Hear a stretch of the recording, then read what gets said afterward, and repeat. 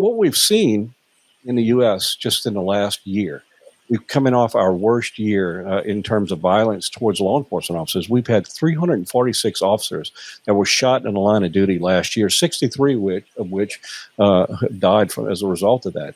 And just equally as disturbing is there's 103 separate ambush attacks on law enforcement officers. And that's a 115% increase from the year before, which was a record year. So all of this rhetoric, all of this anti-police movement really is doing a disservice in making, not only is it making our communities less safe, it's making our jobs less safe as well. And, I don't know if people really sit down and think about the long-term effects of which this rhetoric is doing. We find ourselves in a crisis mode here, and in a lot of ways, I think we all agree that our job is to assess and improve as we go on. The criminal justice system it's not flawed. There's a human element involved in it, but it's our job to make sure that we fix and move on and create a better, more perfect system as we move forward. And anyone in law enforcement, who've taken that oath, we all agree in that. Unfortunately, we find ourselves in a little bit different issue with the politics of all of this, where I think it would be safe to say that there are many who are less interested in a solution and more interested in the problem and trying to exploit that problem than they are in really trying to make safer communities. And some of these approaches that they're doing in the U.S. has really caused our crime rates to soar in many communities. And if I could, I'll contrast that between two models here. Knowing that the quality of life in any community really has a number of spokes to a wheel. And there's a lot of stakeholders involved, and not all of it has to do with law enforcement or the criminal justice system. It has to do with everyone working together towards a common goal of building safe and strong communities. And when you take away any parts of these, and we're not working together for it, you see what happens in those cities. It's not a surprise that some of the cities that have enacted what they feel are the greatest police reform movement changes are really the cities that are struggling with crime. They're struggling with keeping law enforcement officers. They're struggling with the public safety within their community. In contrast that to those that everyone's working together towards that common goal, well, they're not experiencing it. The same size cities, they're just operating off a different philosophy.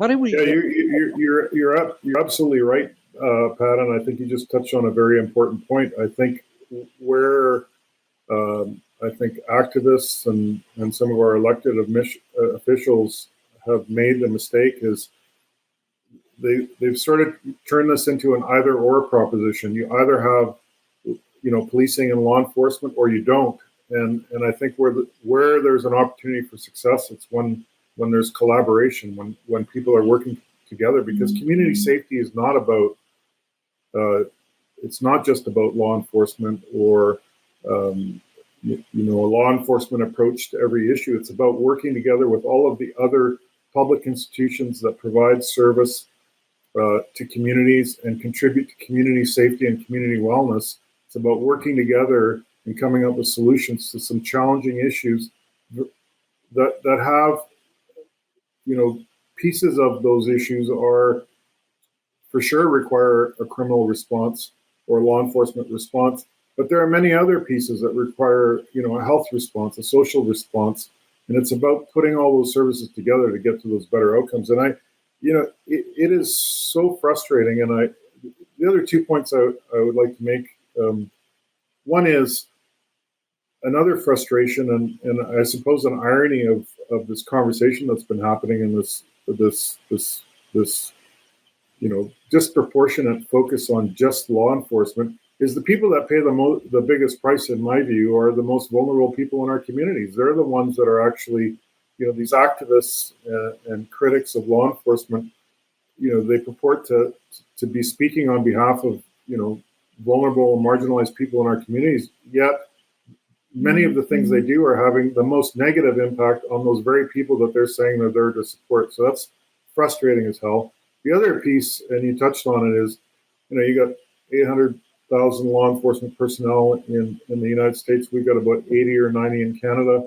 Those are people that live in communities. They're not, they're family people. They're brothers, their sisters, their neighbors. They live in the communities. And I know your people are just like the people that I represent.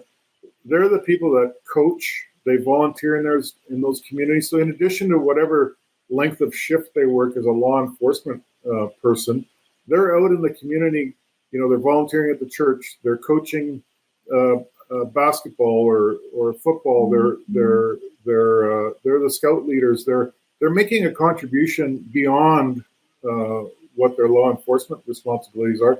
And for whatever reason, that's all been lost, and it's so frustrating because our people do such fantastic work in communities right across both our countries every single day, and they make a difference. And to use your term, they're often the glue that keeps things together.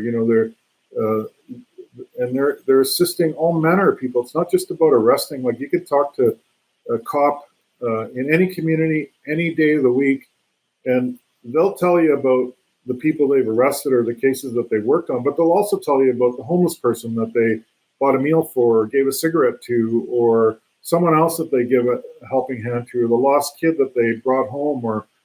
This is the frustrating thing about this dialogue we've been in over the last couple of years. Like, our people are doing such wonderful work in communities every single day, and for whatever reason, our elected officials have, somehow lost their way and forgotten about that. And it's just so unfair. And it is undermining policing as a profession. And I know you're experiencing some serious issues, and I'm sure we're going to talk about them. But, we're both challenged in terms of recruiting and even retaining people. And then, there's the whole issue around mental health and wellness, which has been well researched in Canada.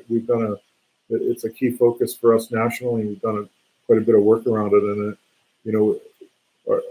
the wellness and mental health of our people is continuously being undermined by these kinds of conversations and the environment that's been created.